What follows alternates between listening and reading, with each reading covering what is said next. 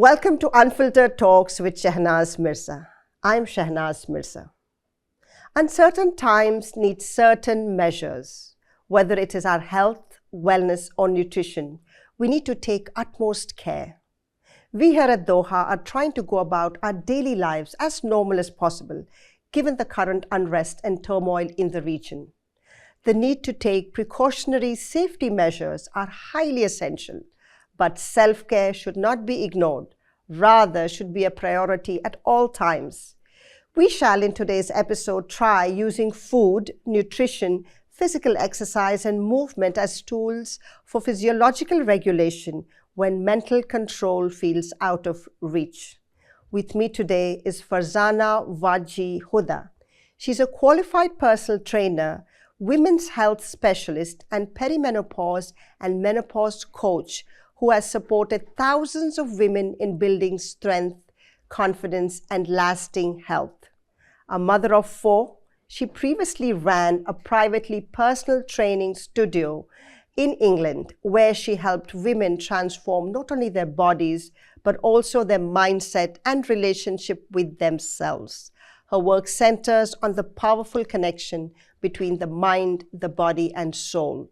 Farzana helps women over 35 navigate hormonal changes through strength training, nourishing food, and positive mindset shifts that support long-term well-being. Known for her warm and empowering approach, Farzana believes that true transformation comes from working with the body, not against it. In this episode, we shall see how Farzana inspires women to nourish themselves, build inner strength, and create lasting change from within. Welcome to the show, Farzana.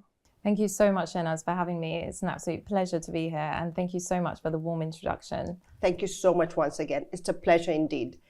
Now we start with nutritious food and eating well. Eating well nutritious packed food basically is an absolute must. But in highly stressful situations, our cortisol levels rise. And in such a state of high alert, sometimes the levels remain for days high. How do we manage the stress and bring that level of cortisol down with any specific anti-cortisol foods or something I can say? Yeah, sure, absolutely. I mean, food is so important for the mind and body. And there are so many foods which can actually help lower that cortisol and help your nervous system reset. I would suggest initially some magnesium-rich foods.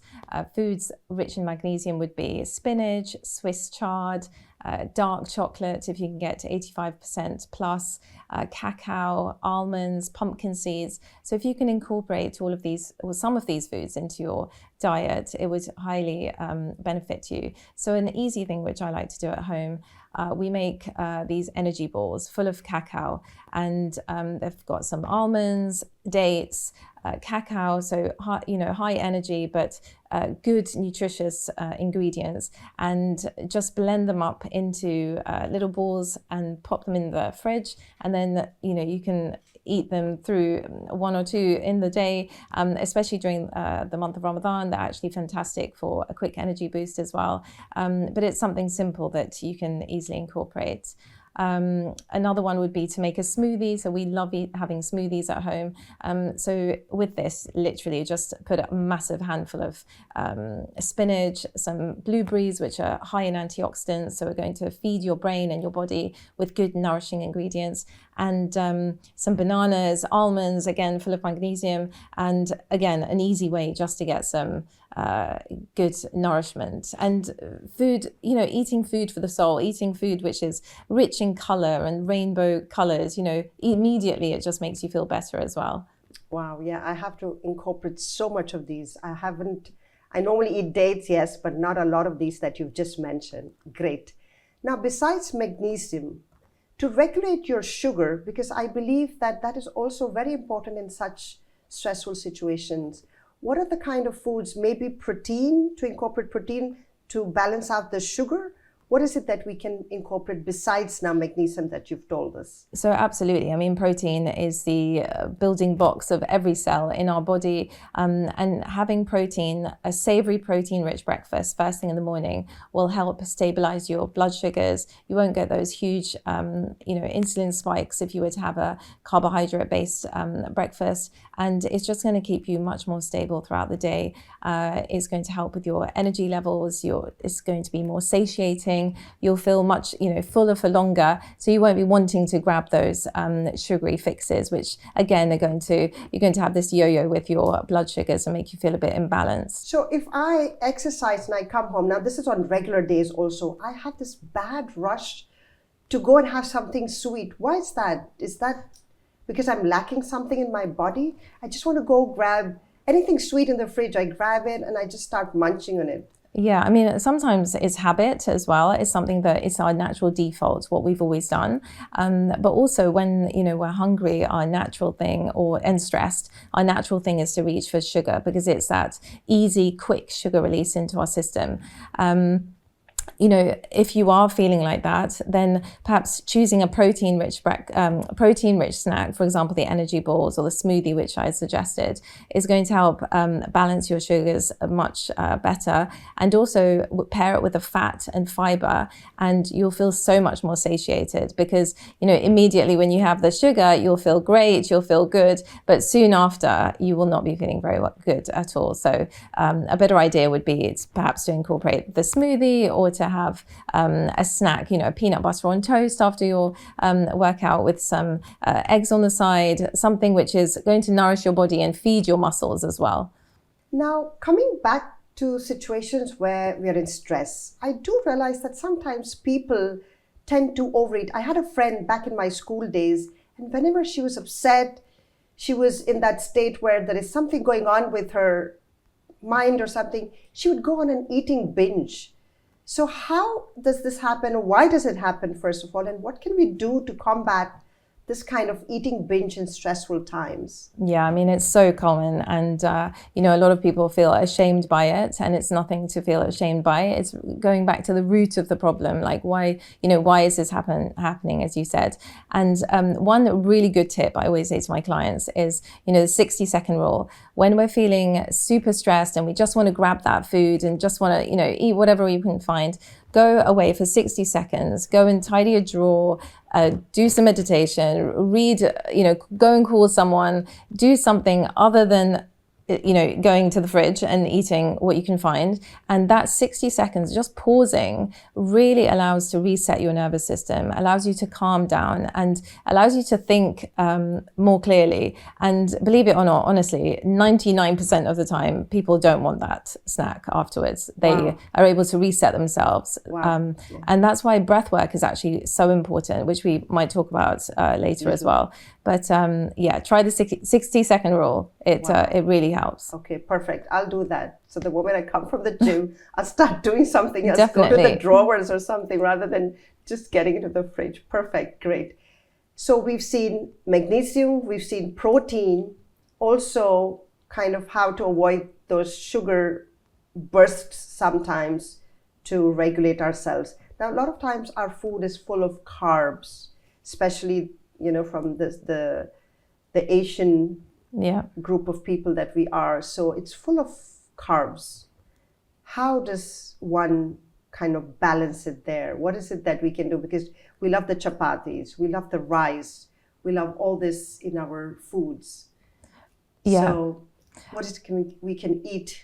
I think, culturally, even, when we were young, we would have lots of rice and then a small portion on the top. And salad would actually, in my home, my mother and father were actually quite healthy. So we always had a salad and some vegetables. Perhaps that's why, I am the way I am today. But what we do at home is so, it sets a tone for our children in adulthood. So changing that narrative, Looking at the palm of our hand, having a big side of salad or vegetables, steamed vegetables, which are extremely good for the gut, different, see what can I add, how many vegetables can I add, and then having, a fistful of carbs. And this might seem very surprising to a lot of people, like how can I survive on just a fistful of carbs? And then a palm full of protein, so be it steak or eggs or tuna steak or fish, whatever it may be. So everyone's hand is different. And subhanAllah, we have, Allah has created us so that whatever our needs are is quite easily seen here. Mm-hmm. So first, start with your protein, eat your protein first and your vegetables. So fiber and protein first, and then have your carbohydrates last. And for those who are traditionally, eating rice and curry, people say to me, so what do I do in that instance? Of course you can have it together, but try and eat your vegetables and protein first, because more often than not, you won't even feel like you'll be too full for the carbohydrates. And if you are, and carbohydrates are not bad, they give us energy for fuel for energy. But if you are still hungry, have another protein. Often we would have another ladle of rice or another chapati, but just have a bit more protein, and you'll feel much more satiated. You'll have much more energy, and you won't feel like sleeping after your meals either. You'll feel much more lighter and feel good after eating. Notice how food makes you feel. If you feel sluggish and tired after eating, perhaps, you need to change it up. And if nothing changes, nothing changes. It's worth a go. Oh, perfect. Okay, so I'll try to remember. So the palmful is for salads and vegetables. Then you come to this, which is basically your carbs, and then you come to this side, which is basically your proteins. All right, perfect. Absolutely. So we've always got our hand with us. We can always do that. Okay. I hope next time I'm at the table and not making fist size, everybody wondering what I'm doing. But yeah, I get the point. Great. In terms of food, of course, you've given us magnesium, you've given us omega-3, what we should do to get our cortisols down. But is there any kind of food that gives us that serotonin release, that good enzyme that feels? I know there are some foods that like chocolate or things that make you feel, but anything else which is really nutritious as well and gives us that good feeling when we have them? Maybe a couple of them in our daily routine that we could add there. Sure. I mean, the one thing that springs to mind is blueberries. Blueberries are so full of antioxidants, and there's so much research to say that actually it delays the onset of Alzheimer's. So it's something which, I tell my parents every single day, you must have some blueberries first thing in the morning. There's also research to say that, children, for their exams, it enhances their cognitive ability. So it's definitely a fantastic food for the brain, and something I definitely include in our diets for sure. Now, we move from food to hydration. And hydration, because we all know the cells are made up of water, majority is water, and how important is hydration. But we've just come out of Ramadan, and of course, even during Ramadan, keeping ourselves hydrated is so important at the end of opening our fasts. But sometimes when we are not hydrated well enough, there are a lot of repercussions to the body, right? Can you list some of them and then tell us how we can avoid that situation? Absolutely. I mean, firstly, often we mistake being hungry for being thirsty. So when you are hungry, grab a glass of water and have that first. And that should, help your hunger as well. Secondly, when we haven't got enough water, hydration, our brain, we feel brain fog, we feel tired, we feel lethargic. So hydration is so, so important. But it's not just through, water and herbal teas you can hydrate yourself, but also through hydrating foods. You can, cucumbers, watermelon, including more of these into your diet, which is going to help your body hydrate. But a quick tip I always tell my clients, a really great way to truly hydrate your cells is to put a teeny pinch of sea salt, not table salt, but Celtic sea salt or Himalayan salt into your water. And that will allow your cells to really absorb the water rather than just drinking and then immediately going to the toilet. Even through the night, women, we might wake up several times, but having that pinch of sea salt in your water really helps to hydrate you better. And you'll feel such a sense of clarity as well. Wow, I wish I had met you before the Ramadan and I could have, told my viewers and myself all this, because I face this every time. Open your fast and you have water, and especially towards the end when we're about to finish the suhoor part, I get in so much water that I at least go like 10 times in that first part of the morning to the bathroom. Yeah, okay. That little salt, that does the trick. All right. In addition to this, with the water, just an easy way just to add a little bit more nourishment is adding some chia seeds with some lemon. So then you're getting natural electrolytes. You're getting your omega-3, which is fantastic for your brain health. You're getting fiber as well. So it's just looking at your diet as a whole. What easy things can I just add in to make things more nourishing and to boost my energy? All right. Now, staying hydrated, I know that is so important. And a lot of times when you're out and about, you miss out on that water, you get these headaches, you feel dizziness. That's all because of lack of good hydration. And even when you're at home, sometimes you have that water, but sometimes you just feel lazy to go grab water. Sometimes you feel lazy to drink water because water is water, but you just don't do that. So are there any alternatives that you can do, you can have, so that you feel that, you're still getting hydrated, you miss out on that just simple glass of water, but you're still taking in something? So a lot of people prefer some herbal teas instead of water. So decaffeinated herbal tea. There are so many, like holy basil, which is also fantastic for your nervous system, chamomile tea, licorice tea, which is great for hormones.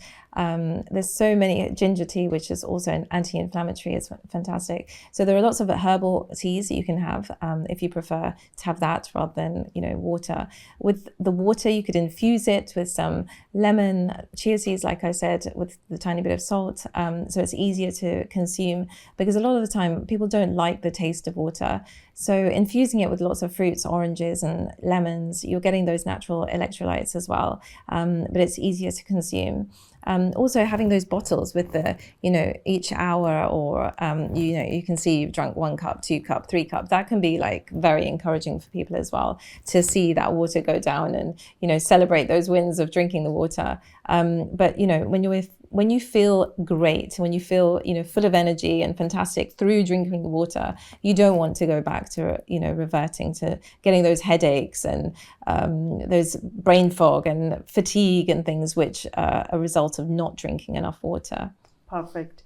And can water at any point be, of course, we need our foods, we need the nutrition as well, but these teas or maybe some quick smoothies or something can also give us the hydration on one side, plus some nutrition together with it, something that we could have on the go, or Absolutely.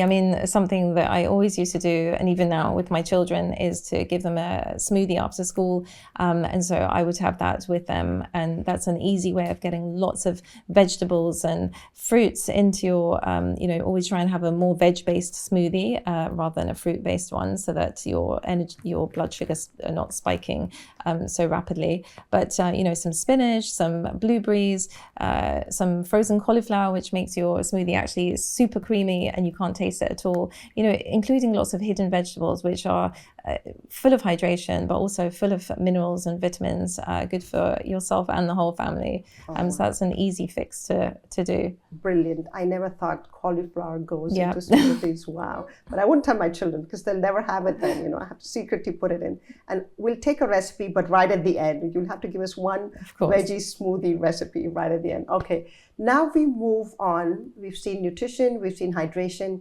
Let's move on to exercise, movement, fitness. And of course, movement and fitness is medicine, I feel. It's something that one needs to do at all ages. Now, in times when, we have this stress and it keeps us in this fight or flight kind of a mode, how can we do certain movements, maybe certain techniques or certain yoga asanas or something, so that we kind of regulate this feeling of being in stress or being, and I'm not just talking about when you're in the current situation that is in Doha, but other times also when you're in stress? What can we do? I mean, as you said, movement is medicine, but the one thing I would advise anyone to do is walk. If you have your legs, then please go for a walk. It really, first thing in the morning, I can't even imagine a day where I haven't stepped outside first thing after even my morning prayers or soon after, whenever you're dressed already, getting that morning light first thing and going off on a 5-minute walk, 10-minute walk, it immediately changes the way you feel, the way you think, the way you behave, and it completely sets the tone of the day. So if there's one thing that I would advise everyone to do is to walk. And during Ramadan, I had 80 or so members on my Ramadan reset where we were all coming together over WhatsApp, and people were walking. They didn't feel like walking, but seeing other people walk around and seeing those pictures being posted, really encouraged people to go out for that walk. If you can't go outside, then, just opening up your window and getting that fresh air first thing, it sets your internal body clock to see the light first thing. And also, stretching, just do some stretches if you can't go outside for any reason. It just completely will transform the way you feel. Okay, perfect. I didn't know that. So I don't, normally my exercise is in the afternoon and I hit the gym. I don't go in the open because sometimes, the time or the area that you live in is not maybe very conducive for you to walk. But if I have a chance to walk in the evenings beside my gym routine, is that also okay, advisable, or? Absolutely. I mean, walking at any time of the day is transformative. Okay. But first thing is absolutely. If you're in a cool country as well and you're able to step out. I mean, I went out at 7:30 a.m. this morning and it was already too hot. It was 28 degrees for me. So, but even that, walking after meals stabilizes your blood sugar. So if you can walk 10 minutes after your main meal, it will help you sleep. It will help you eat better. It will help you balance your blood sugars. So definitely any time of the day if you can. Okay, perfect. Viewers, walking is a must. That is what you need to do. Definitely. Okay, besides walking, now for those who maybe cannot go to the gym and are not able to have a personal trainer or something at home, some basic exercises that they can do in times when they feel very anxious. What is it that they can do just to kind of level themselves down? Sure. So movement obviously creates that energy in your body. It increases the serotonin, so the happy hormone in your body. So if you can't go outside or you can't do anything, just choose 5 simple exercises. It could be, a squat. So 1 squat, do 10 squats, 10 lunges, 10 wall press ups or 10 kneeling press ups or full press ups if you can, 10 high knees, 10 jumping jacks, 10 exercises 5 exercises 10 times, and it will make you feel fantastic. And during these times where actually we haven't been able to go out, there's a lovely guy on YouTube called Danny Go, and he does these fantastic exercises for children, but it's so much fun. Everyone should have a look, and it's definitely gets the mood going, and makes you feel great. So there's so many things on YouTube as well that you can put even 5 minutes on and do something. So we don't have any excuses really. Sure, got it. Yeah, okay. So these kind of routines, so this will immediately get us to kind of stabilize the stress that we are feeling. Okay, is the exercise in times of stress advisable, or because normally when you exercise you get your breathing a little higher, and when you want to de-stress, you need to get the breathing low. So we don't need to maybe do the exercise. Am I right in thinking we could just focus on breathing techniques or yoga or Tai Chi? Actually, during stress, so animals, when they're stressed, they shake, they move, they completely, they shiver. And so they're trying to release that energy. So anything that helps you get out of that stressful state, whether it be pacing around your house or doing some breath work with yoga, everyone is different. Some people love to dance, some people love to do yoga. Anything to keep that blood flowing, and what you can remember as well in that stressful state. If you're not used to doing any exercise or moving, your automatic response wouldn't be to do some exercise. So it's thinking, what is simple for me to remember and what can I do that makes me feel good? Okay. Now we've seen stressful situations, normal situations at home. It's difficult to maybe hit the gym. It's difficult to have that routine. But simple exercises at home that you could do just to keep your body fit and in shape. Is anything like maybe small weights that you could do, you advise, or something that they can, I mean, of course, if they come to you, you can give them the entire plan, but just to give out something to our viewers so that they know that, yes, they need to spend how many minutes every day, simple weights, what can they do with their bodies? So a simple thing, actually, I tell all my clients is I give them the daily 10. So again, I had mentioned about the 5 exercises, but I give 10 exercises, which they have to do 10 times. And once they've built this routine, is first of all, it's a bit of a chore. You don't want to do it. But as the days and weeks progress, it becomes such an instilled habit in your day. It's like brushing your teeth and praying. You can't miss it. And this is something so simple. We've got tin cans in our house. Might have rice bags. You can fill a rucksack full of, things and hold it in your front to give you that, weight, which is distributed evenly. You don't even have to use a weight. You can just do body weighted exercises. So you don't have to go to the gym. I remember when the children were young, I had 4 kids under 5 years old. I wasn't able to go anywhere, but I would do simple exercises with them in the house. And, now they've grown up to love exercise and they want to keep moving. So, for our family alone, like children see us, they don't hear us. So whatever we do positively is having a massive impact on our children as well. Wow. So I'm sure that the body that you've maintained is not just exercise. There's something more to it. It's good genes, I'm sure. And of course, you eat good nutritious food as well. Well, actually, we all have to work harder, maintaining weight and strength. And but food and exercise, it goes hand in hand, and lifestyle. All right. And do you do strength training? Do you advise weight? Absolutely. Yeah, muscle building for 100%. women? Yeah. Definitely. After a certain age, or every time you start from a young age? Because I remember when I was 25 till 35, I didn't exercise. That first 10 years we were so busy with children and everything. The moment we get into marriage and all, so I never exercised. But you suggest that exercise should come on right at the beginning, right? Oh, 100%. From the beginning. I mean, I'm not alone, but many of my friends, since young, we would take them to gym tots and tennis lessons and swimming and all sorts of activities to keep them active, because you want them to grow up being healthy individuals, healthy adults. So whatever we do from young stays with us into adulthood. I used to play a lot of netball, a lot of competitive sports, and then more recently now, well, not recently, for the last 10 years or so, I've been very much into strength building and building lots of strength, which is so important for your bones, especially for women.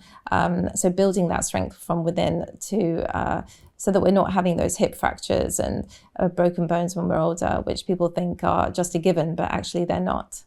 Now, besides exercising, I know that you give your clients a very holistic approach. So we've seen nutrition, we've seen exercises, and anything else now that comes for the soul. Of course, we have our religious ways of doing our prayer and things like that. But any other techniques that we can incorporate for the soul? So definitely, we have a 3-pronged approach: mind, body, and soul, and they all, they're all intertwined. And actually, our religion, our faith is so it totally grounds us and keeps us healthy if we were to follow it correctly. Breathwork is something which I really, really, love and advise people to do. First thing in the morning, like I was saying, getting that morning light. If you can do a few breathwork practices during that time. I love box breathing because it's something that you can use when you're stressed, when you're just about to take an exam. It's something you can control and focus on. So breathing in for 4, holding for 4, exhaling for 4, and holding for 4. And it's so simple because you can remember it as a square box breathing. So that's something which is simple that you can do. And it calms the nervous system, because when we're calm internally, we eat better, we sleep better, we live better, we're spiritually better. So it's all about keeping that mindset calm from the very start. Oh, wow. Brilliant. Okay. So the box technique, you said, breathing in for 4, holding it for 4, letting it out for 4, and then again breathing it in for 4. Perfect. Now we've seen regulating the breath as well. Sleep. This is something that is so necessary. But some of us, like me, we're very light sleepers. A little noise somewhere and we're awake. And then your mind gets triggered into 101 things. So in times when your bedroom is not completely quiet, there are things that are bothering me. In those situations, what can we do if you're disturbed to get back? Is there anything that we can do so that we get back to sleeping at that instant? And of course, with the current times, we have sometimes these alerts that have gone in the night, and we've heard these interceptions of missiles in the air. So anything in that times that we can do to get our mind off the worry and come back and sleep? So obviously we're living in slightly crazy times where it's inevitable that we are woken up with these alerts and things like that. The one thing I would say, because in the beginning when it was all happening, I would be touching my phone, reading all the messages that were coming through when these alerts were going on. And since then, I have gone back to my usual routine of leaving my phone outside of the room and not even touching my phone, because once you get that blue light and all that stimulation, there's no way you're going to be able to go back to sleep. So if there's one tip, I would say try and leave your phone outside of the room. Keep your lights dim. Try and just go back into your, put a meditation on if you need to, and just try and just calm yourself through the box breathing or diaphragm breathing, where you breathe in, increase your chest, and then exhale. And those slow, deep in and outs really do calm the nervous system, and hopefully you'll be able to get back to sleep. Wow, hopefully, yeah, I'll try doing that. Normally, even on regular days, besides the time that we have these sirens, I do get disturbed very easily, and then the mind goes into one thought into other, and it's very difficult to grab the sleep. So as you said, breathing, I'll try that next time. And then maybe counting sheep over the fence, our old method. I don't know if that helps, but well, someone said that actually choosing a letter and choosing something which is completely random and not related to you, for example, acrobat, and then choosing 5 different words which begin with A and then going to B and C. Apparently that really helps as well. But okay. So you basically start thinking about... You do, but it gets so boring that you end up going to sleep. But it's focusing, the aim is to focus your attention on something other than what is keeping you awake. The worry. The worry, exactly. And the anxiety. That's it. Because I'm just thinking that if I keep thinking about now then you'll be thinking. Then I'll be thinking, and I get into this deep thinking and I cannot get out of it then. So, okay, it's just to get out of you from that worry situation. And actually it does work, because I have trouble like you. Once I wake up, my mind starts racing, and but this has helped me. And also keeping putting your legs up on the wall before bed. Your pre-bed routine is so important to getting a good night's sleep. But also the magnesium, which I had mentioned, having the magnesium tablet before bed really, really helps keep your nervous system. And also some saffron. I love saffron. It's fantastic herb for your nervous system.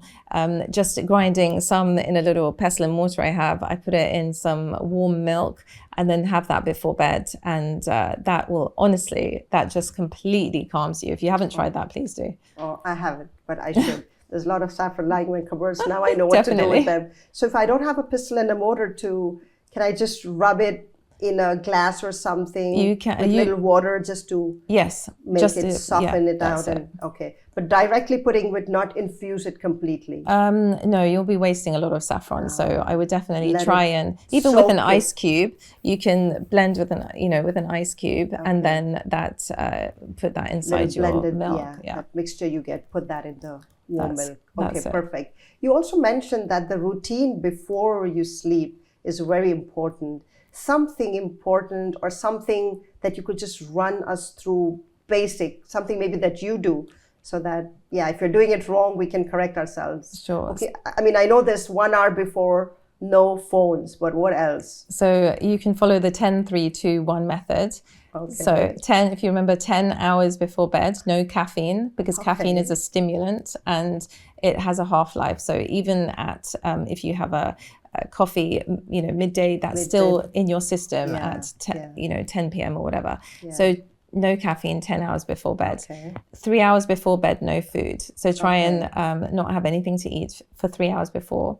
Right. 2 hours before bed, no screens or work. Right. Okay. And then 1 hour before bed, just completely switch off. So no water and anything, just dim your lights. And this routine, honestly, it really, really helps. If you keep that in your mind and do those things, the screen is the worst thing.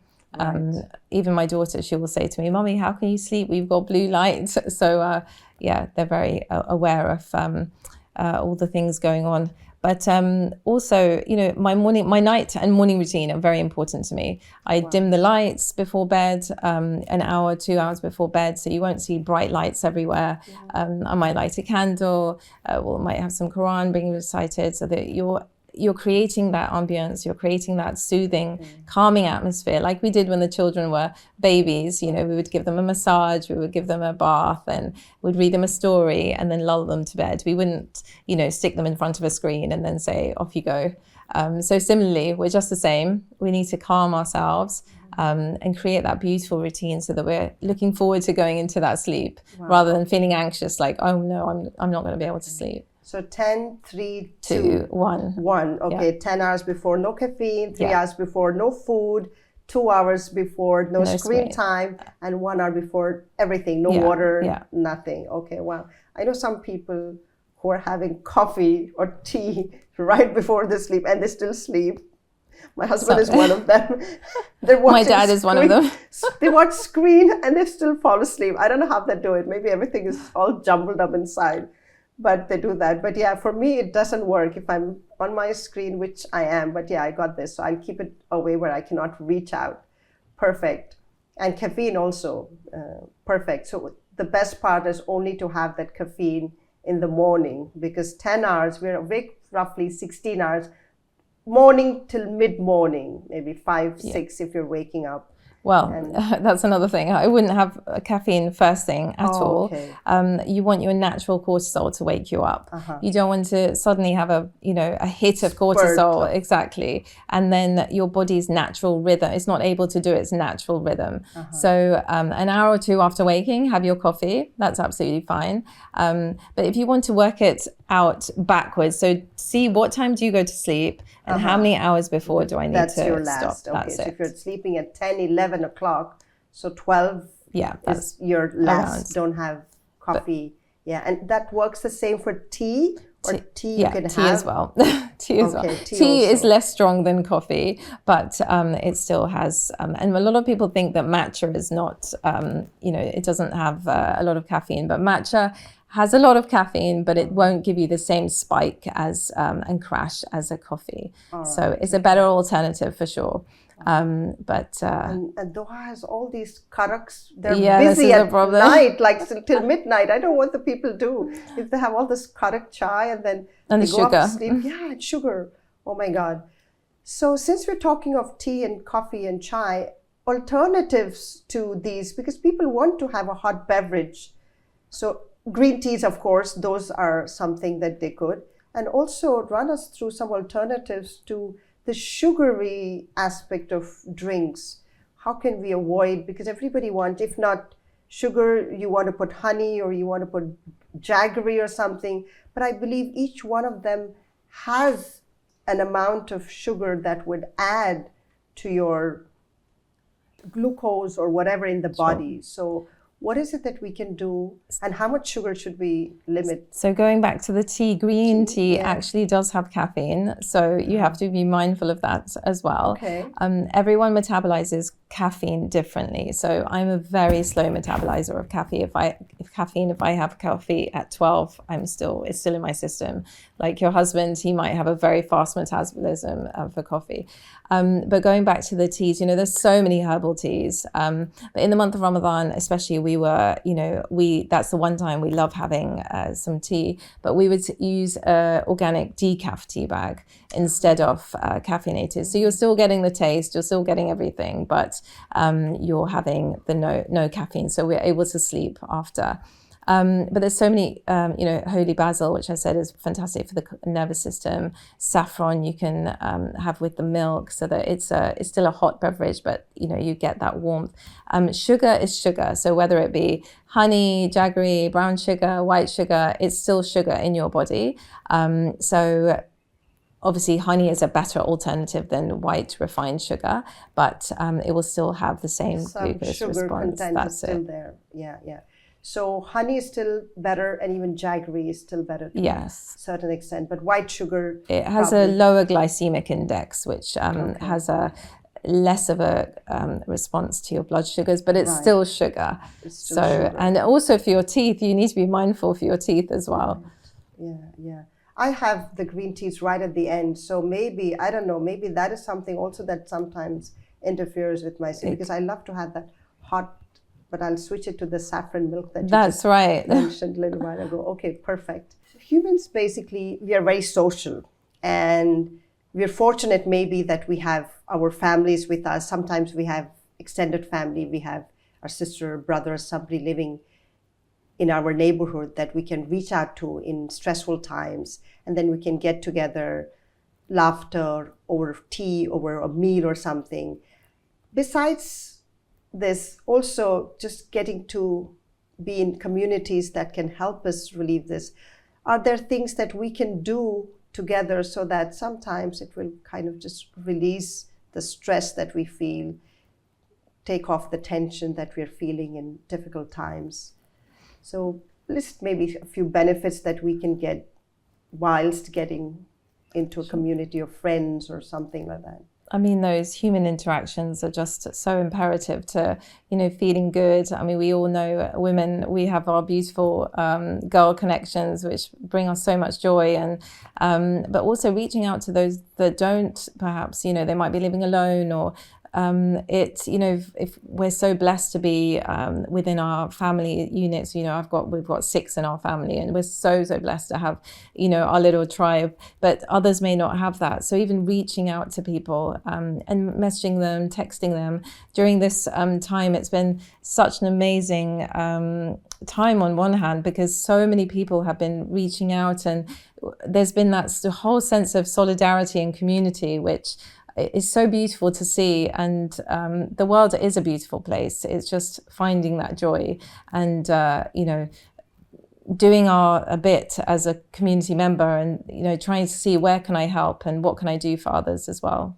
Run us through your one-day meal, one-day nutrition-packed Farzana meals. What does your breakfast look like? And then come to lunch, and then show us the dinner as well. So, I mean, obviously everyone's diets are different, and it's not a prescription for people to follow, and everyone's size and, energy levels are different as well, and needs are different. But my day will always start with a herbal tea first thing. I won't touch any caffeine. Generally, I don't have any caffeine anyway, but if I am, it would be a couple of hours after waking anyway. So the herbal tea really helps to cleanse your system. I make my little turmeric ginger shots, which I freeze and then pop into a cup and add some hot water. So they're just done and easy. So I always have that to hand, full of anti-inflammatory ingredients. I then would have a protein-rich breakfast. So be it protein overnight oats or some eggs, but it's always a protein and a vegetable first thing. I would then probably go to the gym before work or after dropping the kids. I might have a protein-rich smoothie afterwards, full of vegetables, and I might put a scoop of organic and natural protein powder in there.